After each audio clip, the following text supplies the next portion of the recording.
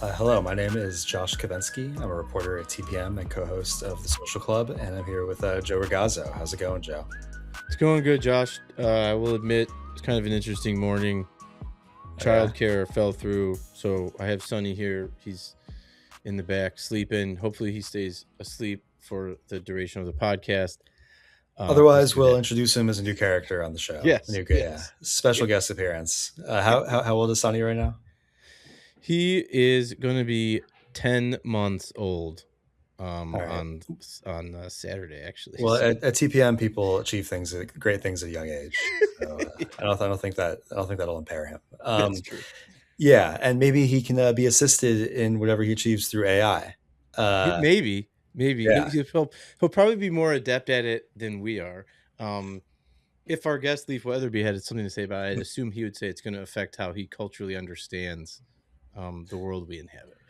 Yeah, but we Leaf was great. We had a really great Joe and I had a really great conversation with him. What did you I mean, I found the whole thing really interesting. I think we could have talked all day.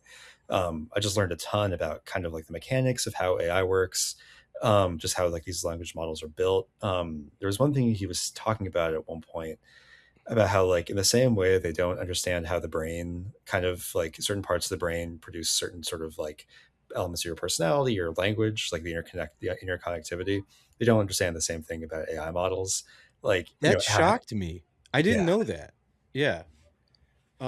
Yeah, that was shocking. I didn't realize that we didn't totally understand like how things were being spit out. right. I think my what was my favorite part about the conversation?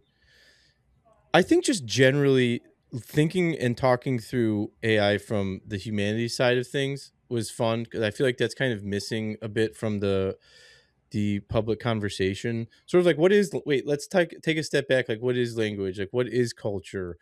How does it work? How do humans create it and shape it? And like how does AI fit into it?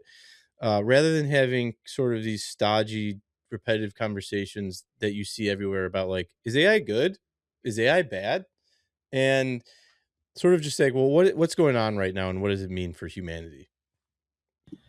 Right. That was really helpful. And he had, I mean, the whole idea that he had of cultural AI, with it kind of being integrated, yeah, into the culture and helping it, people kind of reproduce ideas and ways of going about their lives was really interesting. And it was a much more like nuanced idea where it's not like Terminator, hunting us, Yeah, like, it's not like robots hunting us down. It's just that it's sort of like in the fabric of everything we do.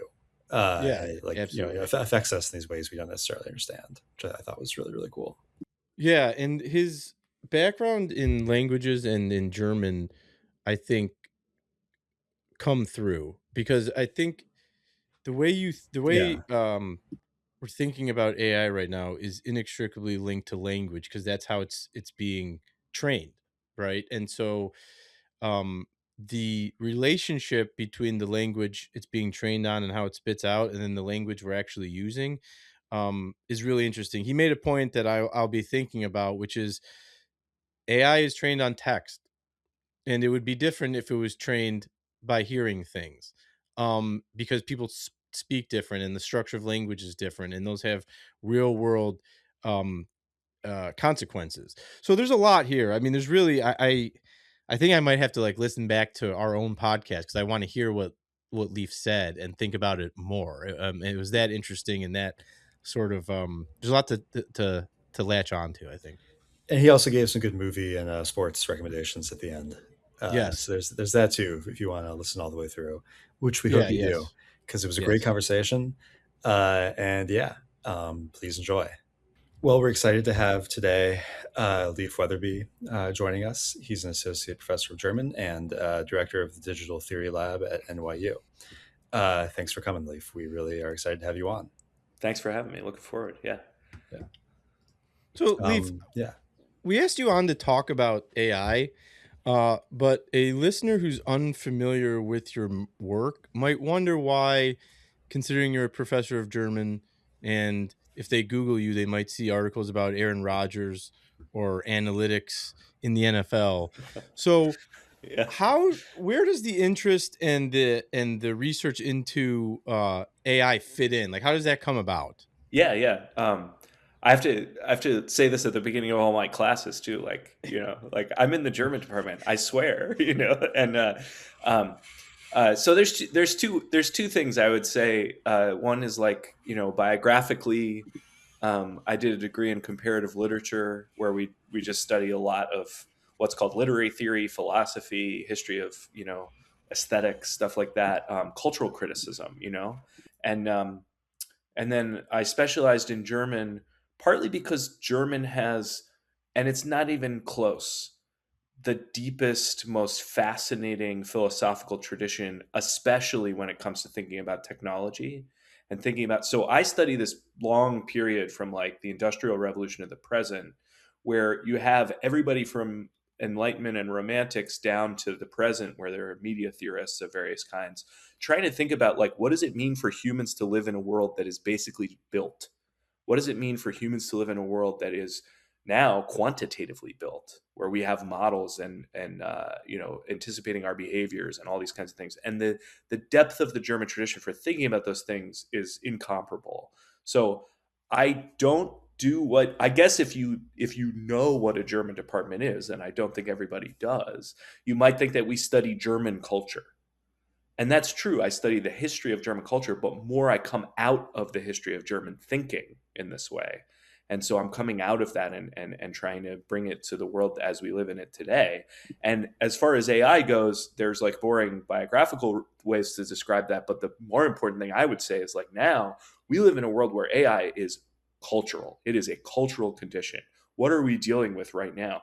Massive walls of text that we have to cope with that are coming out of AI systems, and people are fighting about them and they're reading them and they're arguing about it and they're weird, and we get these images and we get the Trump administration like is basically an influencer cabinet that is just using generative AI to like perpetuate like YouTube following and stuff like that. And I'm like, we should be in there.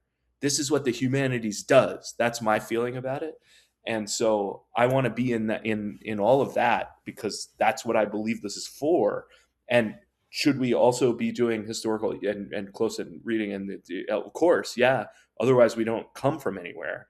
But that's what I really feel like, it has to be brought into the present, into the public, into this kind of way. And so, even as broad as I think the NFL thing is just, I like football. I wanted to write about it. It's very personal for me, But Yeah.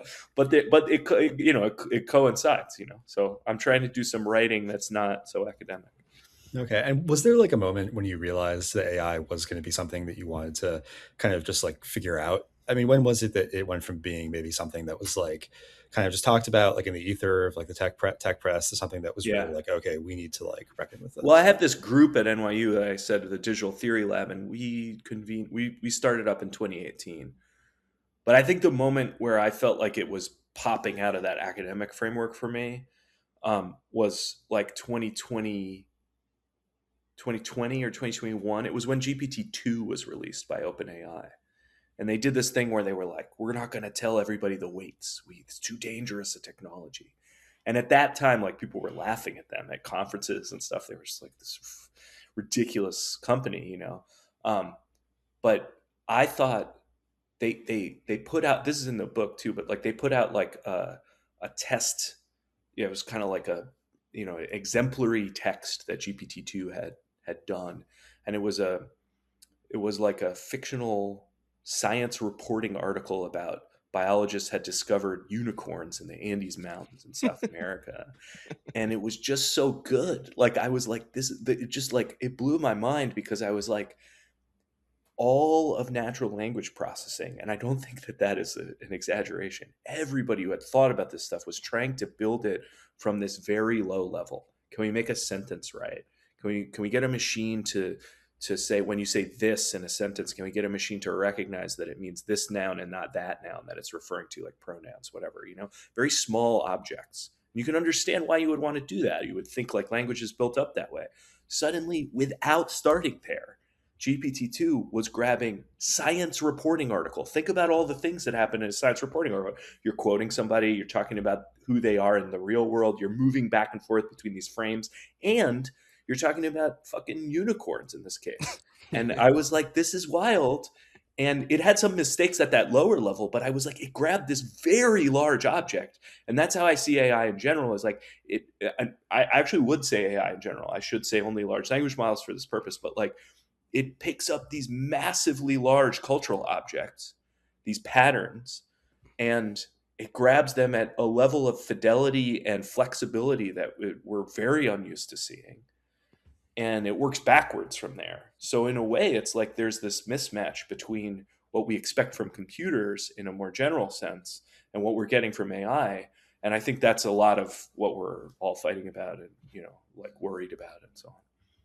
Can you expand on that? I mean, when you're talking about the directionality from, building up from sentences up to like complex ideas versus AI just grabbing things, being able to break it down and understand it and like and compute it on some level, I don't know, it kind of reminds me about when, and I don't know much about uh quantum mechanics at all, but it kind of reminds me of when I hear about quantum mechanics and they talk about the difference of like moving linearly versus being able to do a bunch of different things at one time. And what I hear is just some system challenging the way humans think, right? You could just boil it all down to that. Like AI is challenging the way in which like we can understand the world. And I think that brings me back to your book, which I'd like to hear you talk about two ideas like that. Let me give the title of the book to the listeners real quick. Language Machines, Cultural AI, and the End of Remainder Humanism. And I think it'd be great if you could explain what you mean by cultural AI and what you mean by remainder humanism, because I think they tie into what you're just discussing. Yeah, absolutely.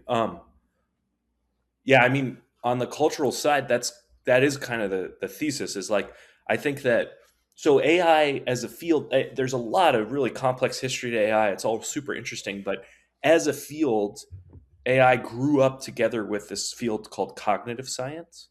And cognitive science is not like there's not usually a department of cognitive science. Cognitive science is a loose understanding between a bunch of different fields: biology, philosophy, psychology, neuroscience. Like there's, but the idea is to study like how the mind works. So in various ways, right? And cognitive science wants to understand how human minds work, and AI was this other discipline that came up with it, that was like, maybe the best way to understand how minds work is if we build one. It's kind of a harebrained notion at some level, right? But it's very interesting. And the if you look at the history of the way that people think about consciousness and what we're doing when we have a mind, right? Um, One way that they go about it is that they say, like, well, humans developed these, right, in the course of evolution at some point. And fundamentally, humans do two different things. One is they have this ability to understand the world, to speak language, to do math, right, to do all these like impressive things.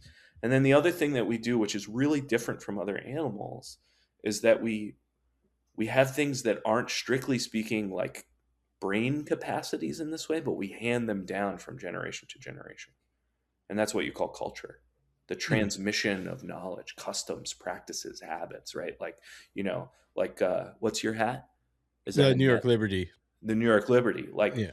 I don't know about that particular case. It's a young league, but it's like, like I have a friend who's like, like you think about like the Pope is a White Sox fan, right? Yeah. And that's inherited, but Yeah. not biologically, right? It's cultural inheritance, right? Yeah. So like I think like I was like, I just kind of was like trying to polemically say, all these guys wanted to build a mind, and they got a culture instead. They captured the stuff that we do in language rather than like it's not the same as us in this way. It doesn't do it the way we do it, and it's not actually modeling the mind. It's modeling culture in this bigger sense.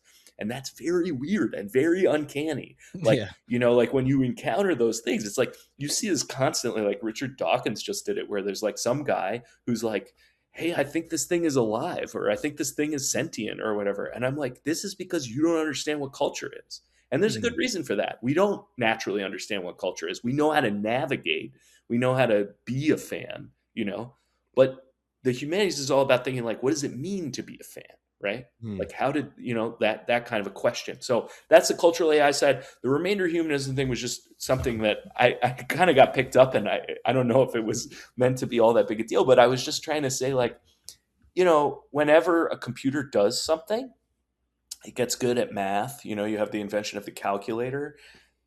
People will say, well, that's not the essence of humanity anyway. That's okay. Then the computer gets good at, image recognition of some kind. In the teens, we had these classificatory algorithms. They were also this kind of AI, but they're very different from generative AI. But they were able to, like, recognize the difference between a tumor and a shadow on a CT scan better than a radiographer could. Mm-hmm. But people would say, yeah, but being a trained radiographer is not the essence of being human, right? So I would say this is a remainder humanism. We're painting ourselves into a corner, just going like, don't worry, don't worry, don't worry.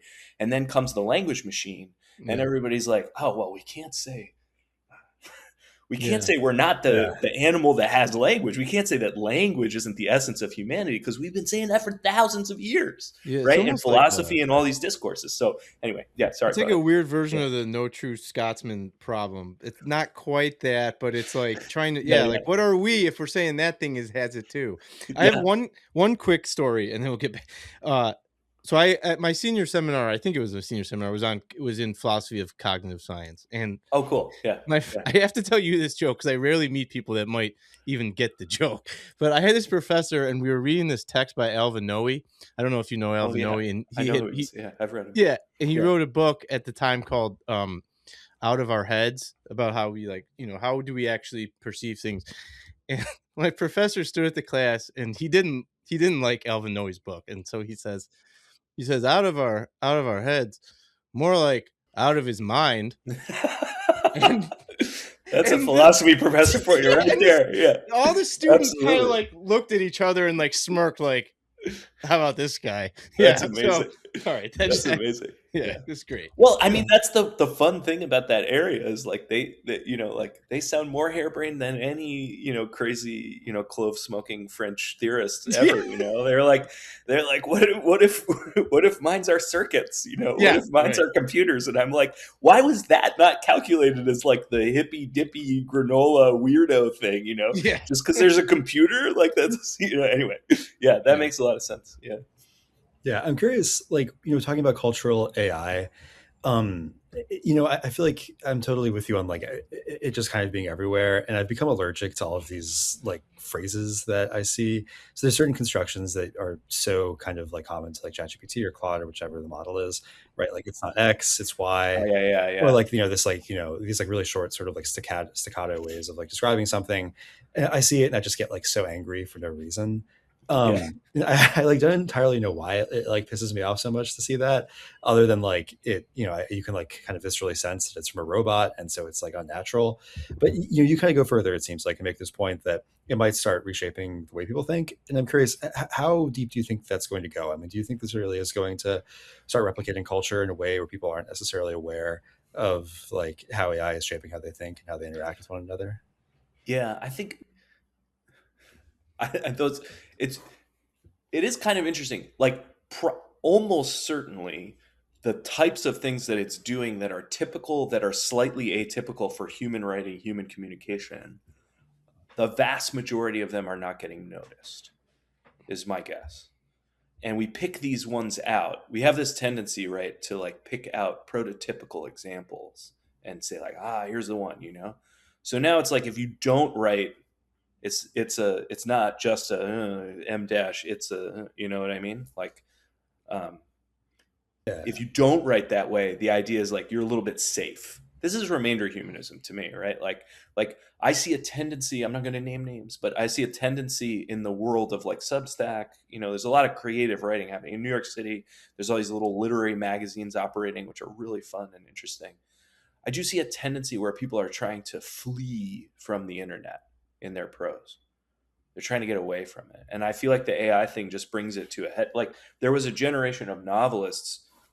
They're still pretty young, but, like, there was a generation of novels that were like internet novels. They were like social media novels. I can't. I hate them. I can't do it. But almost across the board. But they were trying to like absorb that language and naturalize it, and you know what I mean. And now I see the opposite tendency. It's like people fleeing, and I think that, but they're fleeing from stuff that we humans have socially coded as being AI like, and they're not really fleeing the AI. That's how I see it. So, like, I think that the issue is that language itself and culture itself are dynamic. They do change, right? And we hate it when they change sometimes, right? Like, there's a known thing in linguistics, which is that um, young teenage girls are a major driver and have been for like centuries of lexical change. Like the slang of young teenage girls for a really long time, longer than you would think, has been super important for the way that language changes generation on generation. And of course, eventually, you know, some terms get picked out and they get circulated too heavily, and then we hate them, like anything that's too popular. Like right now, I think maxing is probably hit its peak, mogging, you know, that kind of stuff, you know. But this is normal, right? And underneath those changes that we notice, everything is changing anyway all the time. And I think AI, the thing that I really dislike about the skeptics of AI on the language axis is that they don't seem to get this point. So they don't see that that the AI language is actually like genuinely connected to ours. Or I would just say like that's all one thing, that's language. And so yeah, I do think changes happen, but I think it's hard to register them. Linguistics has a tough time. Like, how would you quantify it? You know, and if you did, you know, how, you know, we get these qualitative understandings, but then it's like, so we do have certain words, we have certain ticks in language and so on, and people get upset about those. But I don't know. I also see the opposite thing happening, which where like people really want to read human generated writing. They don't mind using an AI bot for occasional stuff, you know. It's fine if you're using it to search and it tells you some answers and it's, you know, it's got like a little, you know, some little nice phrases or a good metaphor or whatever. But when people suspect that on Substack or in the New York Times they're reading something that is generated by AI, the social calculation is absolutely not. And I think that's a really interesting, a more general version of that that isn't just in the prose, because I think at the linguistic level, it's really interesting what's happening there. And I don't think it will control us in any way. I just think that, you know, it's a big shift in how we think about and use language. And that's Sort pretty, of reminds me of text messaging, which I think it has definitely affected how we use language. yeah. From, I mean, you every once in a while you run into someone who says "LOL" like out loud, like in real Yeah. life, or LMAO. yeah, or like the way in which emojis have like replaced alphabetized language in communication, or even just like being able to respond to a message with like a thumbs up, right? I mean, that's like a Yeah. whole new kind of communication that didn't exist before. You couldn't do that really another way. It reminds me of that. It's a prescriptivist nightmare, really. Like the Yeah. idea with I AI mean, like, changing syntax structures and stuff. I totally agree with that. And like the way that they got these to chat is by giving them like an explicit script. You should chat, basically, you know, like um, there's a whole complex story of how that happens, you know, leading up to ChatGPT. But the reason they can chat, I think, is that one of the basic things that they're trained on is an enormous amount of live textual exchange of that kind, Reddit, social media of other kinds, and so on. And what you get there is it's kind of like oral language. It's in real time, but it's through the medium of text, and you get emojis, and you get something that really doesn't exist before like the 1980s, which is like Hmm. real time textual conversation exchange. I don't think That's you in, could have this form of generative AI. I don't think it would work as a chat bot if you didn't have that. I think you could use it for other text, you know, purposes, but It's an it interesting needs idea. to have that. I Yeah, had never really thought of that, but like in a thought experiment, if you were able to train AI, if you had two AIs and one was like only trained on text, and yeah, then the other one somehow only heard, like yeah, I obviously like it's going to translate it into text anyway, but like if it only learned from the way people talk versus the way people write, you're going yeah, to end up with two totally different yeah, models, really. And yeah. I that's interesting. I had never thought about that. Yeah, and I think that that kind of idea was out there for in there's a book by there's a Stanford professor named Xiaochang Li who has a book about that early those early attempts to model language that were mostly sonic because they were working with like telephones, you know.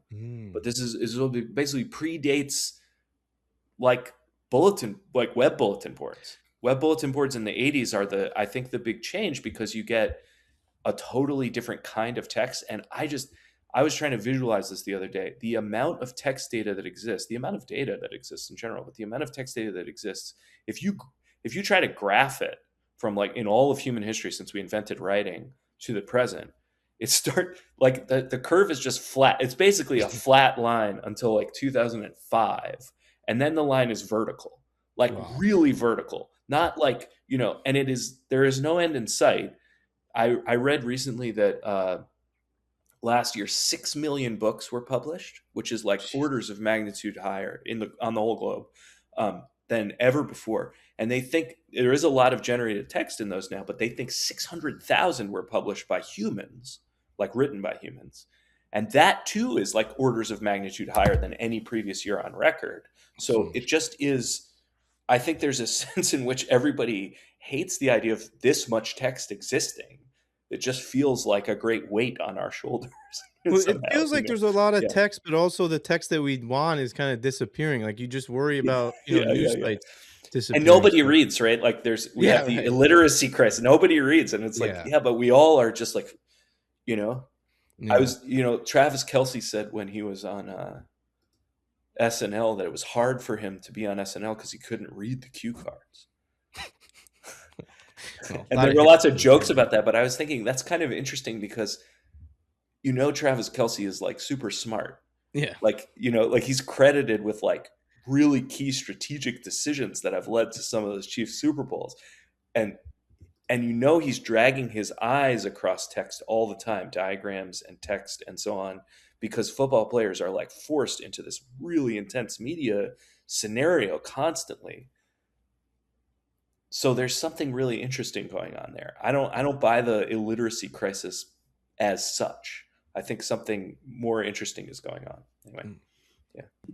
I mean, what do you think that is? I'm curious because just like in my day to day life, I think I mean it like rings kind of true that people read Yeah. less, right? Like Yeah, it's like you yeah. just don't see people. Like I feel like when I'm on the subway in New York, like everybody in the car is just on their phone, like scrolling. It's not like Yeah. every now and then you see people like reading some novel, but it's not that, right? But Yeah. what do you And think? Like, what do you think? Yeah, they're definitely like reading on their phone, right? right. Like There's it's a or they're form of see they're literacy. seeing text. Yeah, that's the Yeah, thing. I mean, I agree that book reading is definitely taking a hit. I see different numbers. I don't know how to construe them exactly, and I also see that there's a resurgence of interest. I also think there's like a lot of people are there's a huge demand for long form fiction.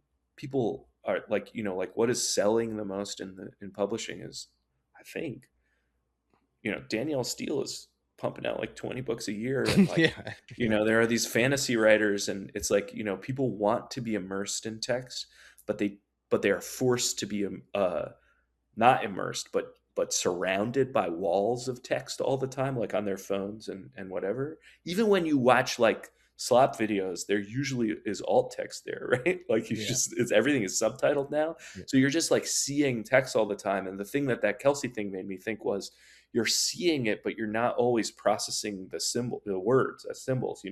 And I yeah, think what we think about literacy is that you should be cognitively tuned into words in like a sequence such that you have like an imagination of what they mean, and that fiction trains you to do that, and people are no longer trained, especially at high school level, we're no longer trained to read long form fiction in that way. So there's a change with the way that we process text at all kinds of different levels. I mean, I understand why people would call that illiteracy. I do, yeah. but I also think something interesting is going on there because it's very weird to think of a period of illiteracy being accompanied by an unprecedented amount of text and an unprecedented amount of. I guess if you want to say it's not reading, it's fine, but it's like you're still seeing like books worth of text every day. That's pretty wild. I want the AI and these large language models are obviously so dependent on language and the rules of language, and most of them, to my knowledge, are being developed in the United States or China. And you look at certain languages, obviously they're very different from each other. There are some languages with, like, we have subject, verb, direct, object, or that's what I'm talking about to the readers. And then there's other languages where it's total opposite order.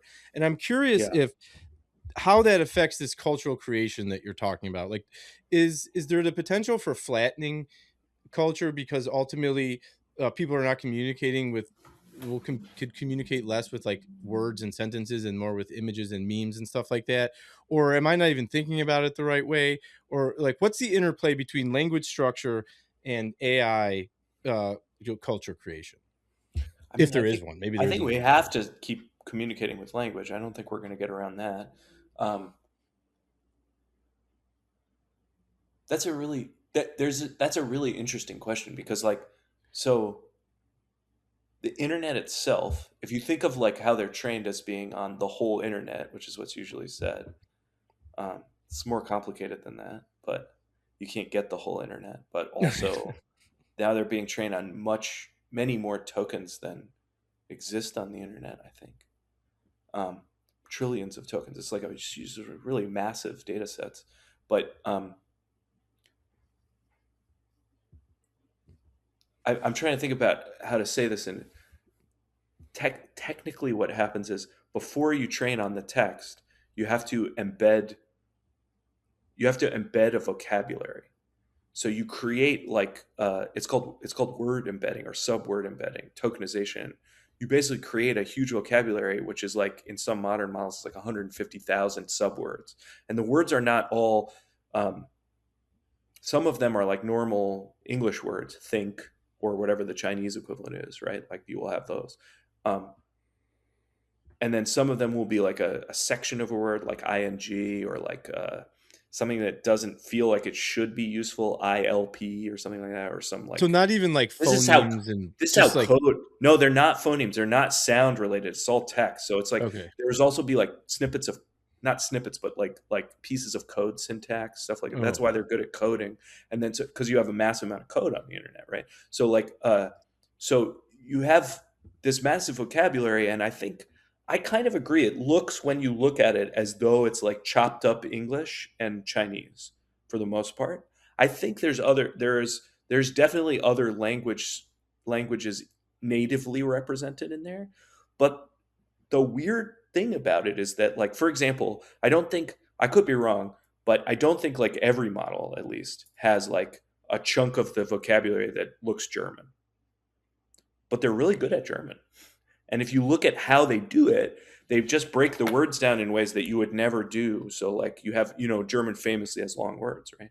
And mhm. like if you look at how the word is built, like underneath in the code, you can see that it's like strung together out of like weird strings that it adds up to the word, but the strings don't make sense from a German's perspective or a German speaker's perspective. So it's really interesting because you've basically taken this massive amount of text data, you've chopped it up in this weird way that is totally counterintuitive and has nothing to do with human speech, and then you've recreated basically all the languages in the world. Or an ability to speak in all these languages in the world, and then on top of that to speak with relevance, in a chat format of all these languages in the world, but you're building it out of pieces that don't really make sense. Well, one thing I would say about this is that we don't really know how humans do that exactly either. Mm. We do have the idea of phonemes, but there's an interface between like I guess there's an area of neurolinguistics, but neuroscience is not far enough along to help us understand how we cross the barrier from those sounds to the meanings. Yeah. And so we just don't know how to do that. Similarly, we don't know how to cross the barrier from the output of AI back into the guts of the machine and understand why it's doing what it's doing from a meaning perspective. Really? We don't I didn't know We that. do I not would know how to assume do they would that. be able to. Yeah. Wow. There was a big article about this in the New York Times just a couple weeks ago. It's like the technical discipline that does that is called interpretability research, you know? And the idea is like we want to go down in there and find like where does it do word order and where does it do X and Y. And you can kind of see pieces of that, just like in the brain. You can say like, if I take out this chunk of my brain, I can't speak anymore or whatever. Yeah. But it doesn't explain it. And Right. so far, there's no paradigm in that research for. There's no neuroscience of AI, basically, not yet. And you can see you could. I mean, I'm not going to try to go into the details, but you can see why. I think it's like um, something holistic happens in the brain, something bigger, those bigger patterns that I was talking about before. And it happens in AI too. And we just don't know what the mechanisms are or whether you can isolate it to mechanisms. That seems to be a big problem. So, yeah. Yeah, I saw something yesterday. It was a bunch of people who manage book warehouses, where just Yeah. like these textbooks that have been gathering dust for like 50 or 60 years, Yeah. they're all reporting that like these random companies are just like ordering these books that nobody's thought of for like forever en masse. And like the theory is that it's AI companies who want them to like integrate them into Yeah. LLMs, right? There was some sort of Um, story about yeah. they like, maybe one of those companies bought like a bunch of those books, and then in order to avoid the copyright issues, they burned them afterwards. It's like, Oh my okay. gosh. Yeah. Yeah. I mean, the whole thing, yeah, the copyright thing is crazy. Yeah. I'm curious. You mentioned kind of the like earlier that when ChatGPT first came out, they were almost like advertising themselves with these claims of like apocalypse that like, this is gonna like, our technology is so powerful that this is gonna like replace all white collar jobs. It's gonna end the world, right? And I feel like Yeah. those claims have not gone away. Like I feel like every week or so No. I see some like think piece about like how every white collar Yeah. job is going to get replaced. Yeah. I get there more on the humanities side of all this, but I'm curious. Like, I mean, do you think that's like a possible outcome?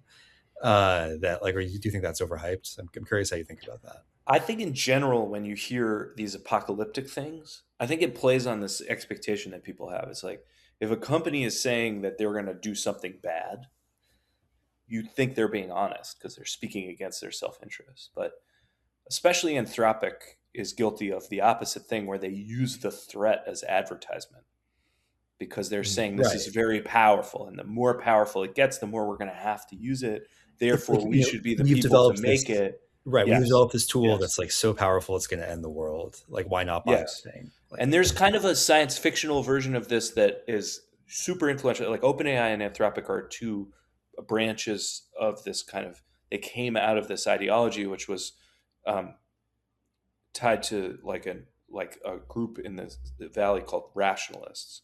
And their idea is like, this is going to happen. And if it happens the wrong way, it could wipe us out. So, uh, so we need to get there first so that we make sure it happens the right way.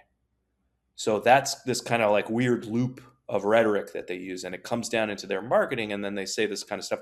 Right now, I think that's taken over even in places where it's not particularly like rationalist flavored, and in these companies where they're basically saying like, yeah, but it does look like knowledge work is going to change massively. I do think that, I mean, like the internet and computers, and then the internet also changed knowledge work massively, right? And for sure, I mean, the way that software itself is developed is changing very quickly, and I think that's the case study that they're extrapolating from. So they're saying like, Clive Thompson had a really great thing in the New York Times Magazine a couple weeks back that was like about the process of relinquishing code writing internally to agents. These like agents are wrappers around large language models that allow them to interact directly with your computer so that you can do things with them rather than just chatting with them, right? and I do think that that's changing, and it's changing rapidly, and people have different views of it within the industry, like within the software industry. But the thing that I would say about this is the technical way that people talk about that, like creating an agent that can operate on software, that can write you a program, an app, right? Like say you need an app for, I don't know, regulating your, going to the gym and tracking your calories or something like that. You don't want to buy one, so you make one, right? You can vibe code an app like that, yes.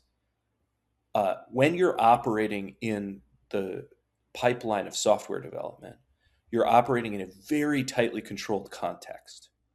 And the way that engineers sometimes talk about this is like context engineering. So they say like, we're going to set up these agents. We put them in, they call it a harness. Yeah, I was talking to our developer I about don't know this why we're recently. talking about. I don't know why that term is in there. It's like, is this swinger culture? I don't know what it I is. don't know. Like, He yeah, kept dropping yeah, that Waz, yeah, yeah, Waz kept dropping harness in a meeting, and I was like, yeah, Waz, you need to yeah, stop and tell me what you're talking. What is a harness? yeah. So they're talking about engineering the context. So they're like when you have an LLM write code, it it does it really fast and it does it really well up to a certain point. But when things get complex, it will create like spaghetti across the machine, right? Or across like a network.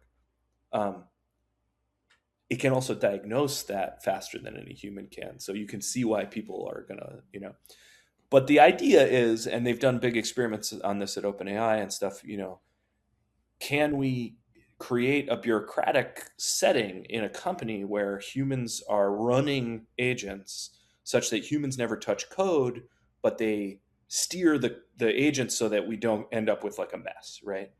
Um, so software is the lowest level target for this problem, is what I want to say about it. The next level, and which has been being called the SaaS apocalypse, which would be great. If software as a service like disappeared as a term, that would be awesome. Like if whatever. But the next level up is like enterprise software is human facing on the enterprise and the consumer side, and there are humans associated with the software, like HR is the case, in, or it's like some forms of customer service, some forms even of sales are so completely softwareized that they're saying we think we could establish a sort of context engineered way of eliminating a lot of the inefficiency here, which by which they mean human labor, right? I do think some of that is possible because it is so completely softwareized already. So the context is kind of there, if that makes Yeah, sense. But when you think about anything beyond that, the context is not there. So my thing about this is like if your job is essentially just managing software, you should think about where else you might work. Like yeah, what other skill you might develop or whatever. But if your job is not essentially just managing software, you still should be aware of this, but I don't think I think the claim is overhyped for marketing purposes, and there is this bottleneck. I think it's a serious bottleneck. And at some point, it becomes a bottleneck that's just about human nature. Like, there's people saying in Silicon Valley, like, nobody needs the App Store anymore because you can just make your own app. And I'm like, the reason people don't make their own app is not because they don't have access to a tool that makes whatever app they want.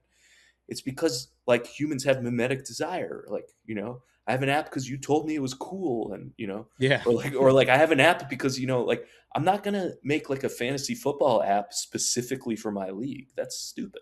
Right. Like Yeah. what I mean? Like even if I could, like I don't want to design it. I don't even want to think about it.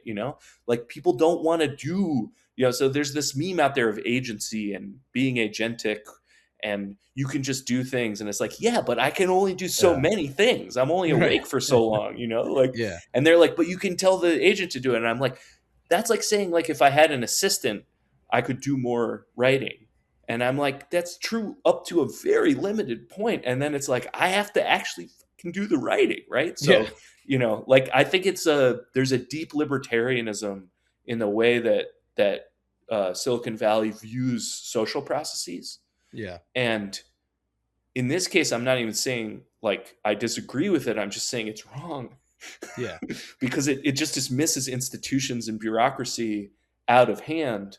And I'm like, yeah, there are inefficiencies in those things, but they're not there for no reason at all. They're I there think because there's this is how humans live together.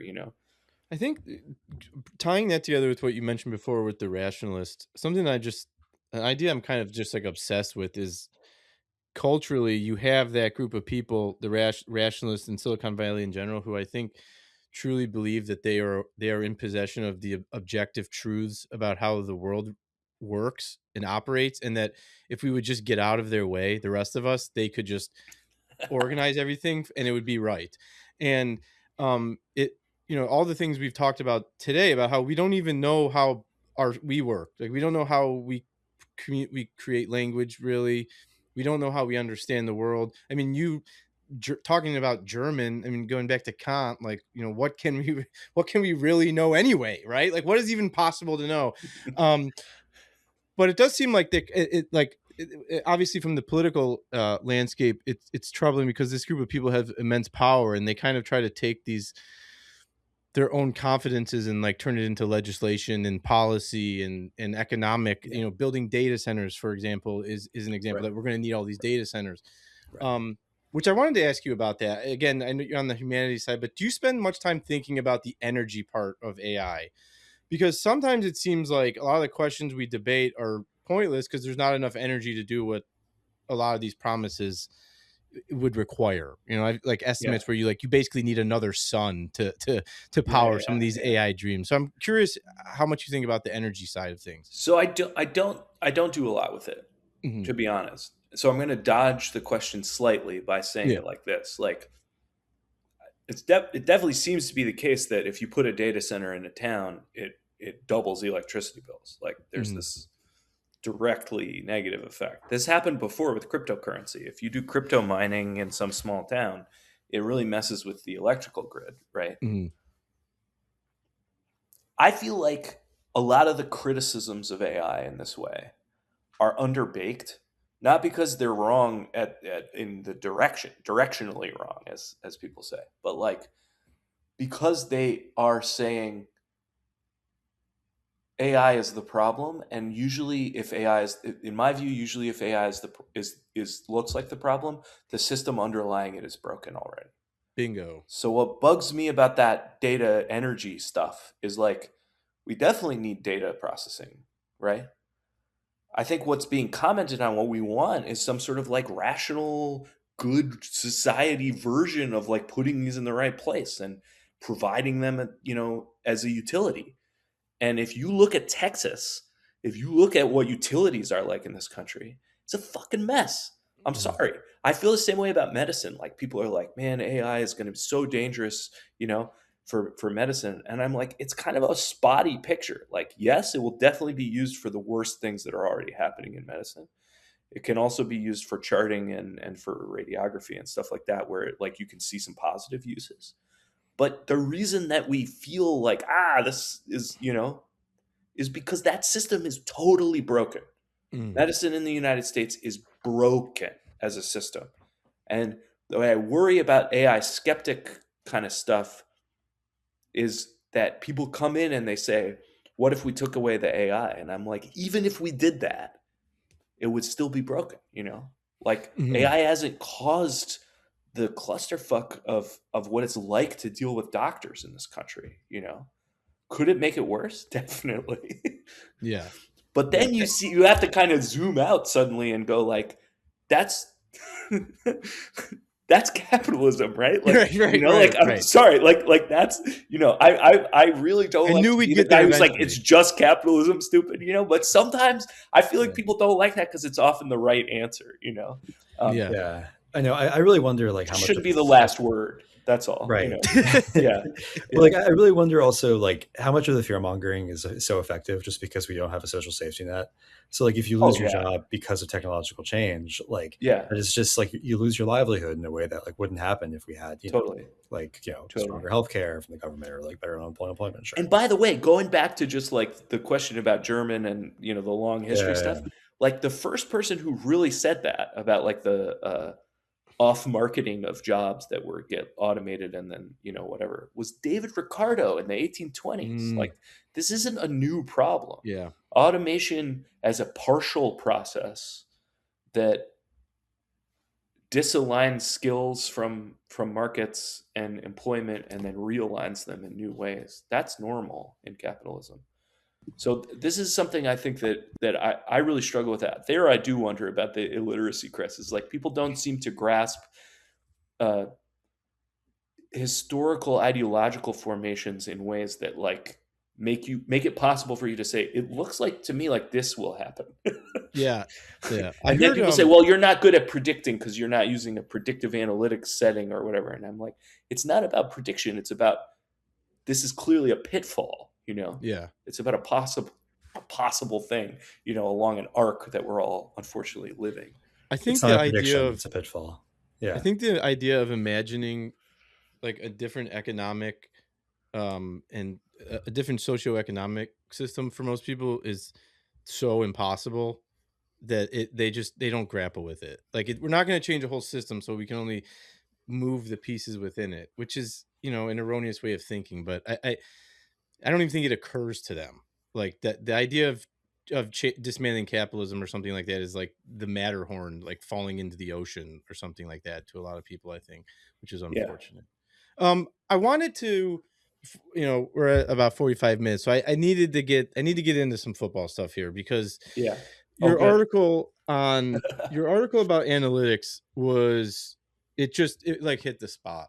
I mean, this has been like an ongoing subject in group chats with my friends for years about basically like obviously data and stats are helpful and analytics can be helpful if used correctly, but just increasingly I'm not really sure that that's the case and it's overinflation. Yeah. So can you Yeah.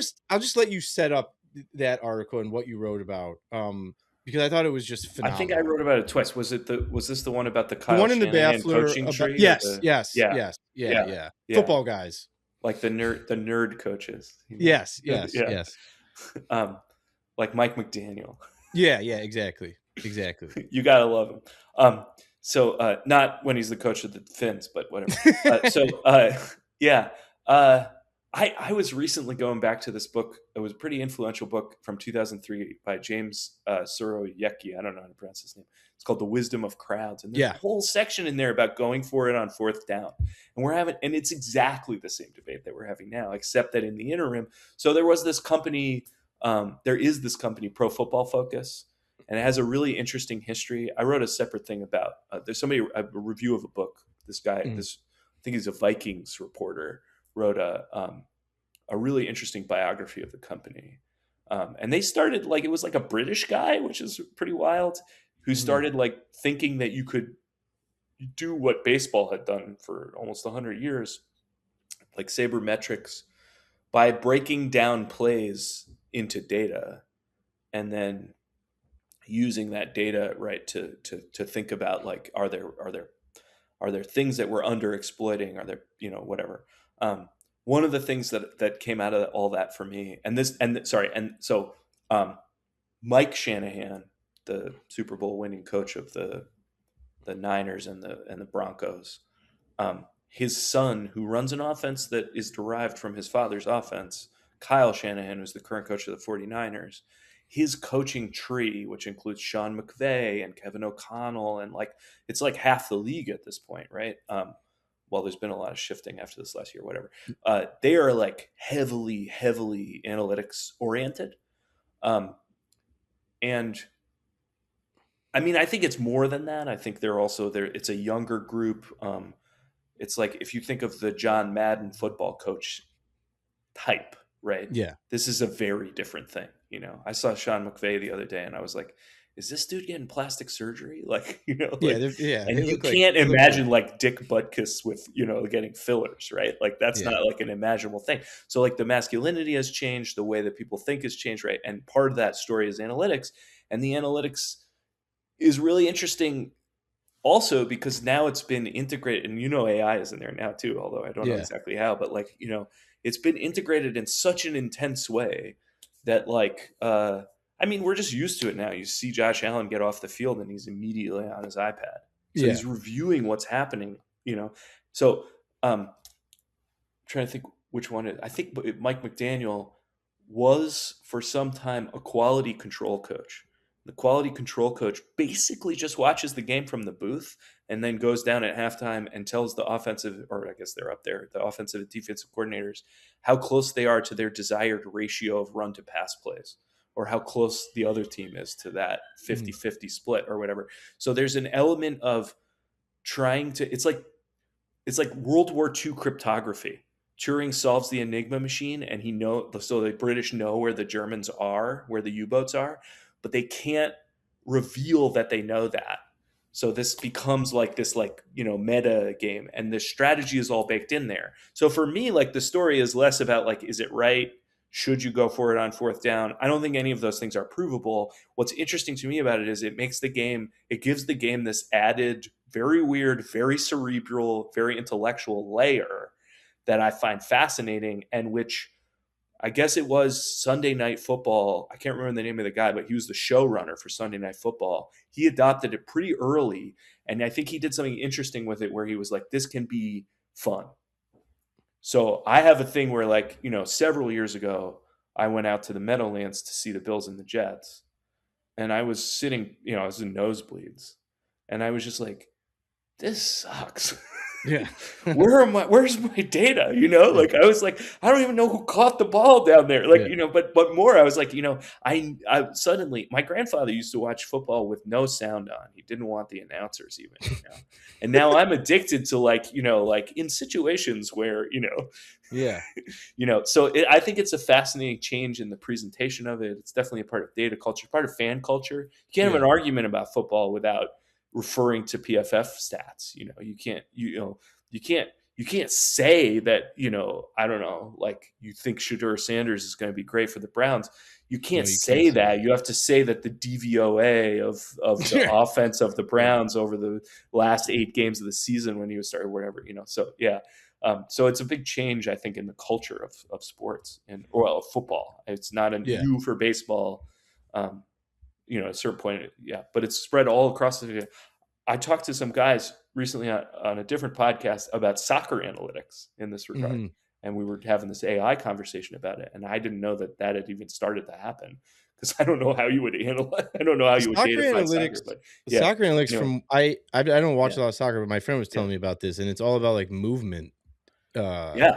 On understanding how players move and things, and I understood it. Yeah, and I still don't really understand. I can't even explain it. He just kept saying movement over and over and over again. I feel the same way about, like, the Stanley Cup playoffs. Like when you watch hockey, it's like you're watching people play Go. Like, it's like this, like, like, the patterns are not predictable. Yeah. Football and baseball, every play starts the same way. Yeah. Everybody has to line up almost the same way, right? Like, you can move your the shift is banned. You can move a little bit in the outfield, and you can line up different combinations of players in the backfield. But, but every play starts at a time, both, you know what I mean? And that's just not the case in these continuous sports like basketball and hockey and soccer. Yeah. I think, like, AI has appeared in so many books and movies over the years. Is there any one that, like, really captures your idea of, like, cultural AI? Like, how it's I'm curious if there's anything that we could, like, watch or listen to. I would crowdsource this, because, like, science fiction is so big and so wide, I'll do the German thing, okay? Okay. The new cinema German director Fassbinder, Rainer Werner Fassbinder, made a movie called World on a Wire, which is about, it's kind of one of the sources for the Matrix, but instead of the AI being used to, like, siphon energy out of human bodies, which is the premise of the Matrix, the simulated world is being used to siphon opinions, like survey opinion and data, like polling kind of data out of, like, this simulated world. I think that one is really good. I think it's so that's one that comes to mind offhand. That's great. Right, we'll check that listeners, out. Viewers, let us know other AI in the comments. Absolutely. I think my personal favorite AI movie was, I'm certainly forgetting some, but Her. I think about Her all the time. Yeah, I love that movie when it came out, and it feels more prescient, like, all the time. I have to revisit that one soon. Yeah, there was that whole flap with OpenAI where they asked Scarlett Johansson if she would voice their models, and she said no. And then what they actually did was that they used a different actress who sounds like Scarlett Johansson, who said yes. But people assumed that they had synthesized Scarlett Johansson's voice. So there was this, like, weird, even that was, like, like, people have fights about AI where the actual thing that's being fought about isn't real. And I think that's like that is kind of science fictional, right? I don't know. All of the stuff with it is, like, it is science fictional, but the science fiction is not Terminator the way that those rationalist guys are, turning everybody into paper clips or whatever. It's more just like, it's just like the most egregiously boring science fiction you can possibly imagine. It's more like Kafka, but real Kafka. Like, Kafka is all about this kind of, like, you live in the crevices of this administrative system that never explains anything to you, is incredibly annoying, and eventually kills you, or not. We Yeah, don't even or not. know, Yeah. Yeah, Yeah. on that point, because I also feel like, I mean, because look, I use AI for things, but like also I Yeah. feel like now half the time it's not really me using it. I'm forced to interact with it in terms of like customer service or other Right. kinds of Interesting. experiences, right? Where it's just like Oh yeah. it's, God. people have Yeah. been replaced with robots, but that is much more Kafkaesque, and like here I am trying I to mean, persuade like Kafka an is like, LLM, talk about prescient. like Like, if yeah, you read The Castle, it's like that's exactly like what's being described there. But I do think I want to say one more thing about football, if it's okay, because like yeah, go I You can do ahead. think say like all many things about yeah. football. Yeah. Well, there was Netflix made this show a couple years ago called Quarterback, Yeah. and they followed through a whole season. It was Mahomes and Marcus Mariota and Kirk Kirk Cousins. Cousins. Yeah. Yeah, and there was a scene in that really Kirk Cousins was using this app, and the app is like you put these electrodes on your head here, and then they plug into your phone, and the app on the phone plays like just like I don't know, like Law and Order or something, right? Just like a TV show. And if your attention flags at all for even a millionth of a second, the show just goes to black, and you have to refocus, and then it plays again, right? And the idea of this app is that it's training you to do subconscious level attention, to maintain your attention for a few minutes at this level that isn't in your awareness at all, on the assumption that on the field, the fact that, what is a quarterback doing? You take the snap and then you are processing a massive amount of information, which now is all datafied. So you're seeing it all the time, right? In 1.5 seconds less, right? And I think about that a lot because I think that like this isn't just AI. I think it makes it worse, but like the digital modeled world that we live in kind of forces us all to be quarterbacks in this way, where we're like in this like extreme state of like brain tension, you know, basically like extreme. So we're being trained to pay attention beyond what is like a normal human capacity. So, that feeling about being dragged down by customer service or whatever, it feels like that's part of the same thing. Like you're like, I'm humming. And then you hit the system that's just like, Yeah. just kind of drags you to hell in this way. And like, I think that that's in a way, I think that quarterbacks are like the prototypical intellectuals of the digital society. They're the men who we prize for being the smartest in this like moment to moment prediction economy, in this way that we all have to imitate at some level, Yeah. but the stakes are weirdly in our lives, the stakes are higher in a certain way than they are in a football game. It's just a game or whatever. They're also Mhm. lower because we're not doing it in front of hundreds of millions of people for million, Yeah. tens Right. of Right. millions, Yeah. hundreds of millions of dollars. So it's like a complete, I don't know. For me, like football it's a metaphor of American life in general. Yeah. I agree 100%. I mean, that might have to be a future episode because I could do hours on Me too. that. Have you Me back. too. Yeah. Well, Leaf, thank you so much for coming by. This has been great. Thanks for I wish having we me. had This like is 4 really or 5 fun. more Yeah. hours, but yeah, it's been awesome. So Yeah, thanks for coming on. thank I you. feel like I learned a ton. That was amazing. Yeah. Oh, Yeah. that's nice. Yeah. Yeah. Thank you.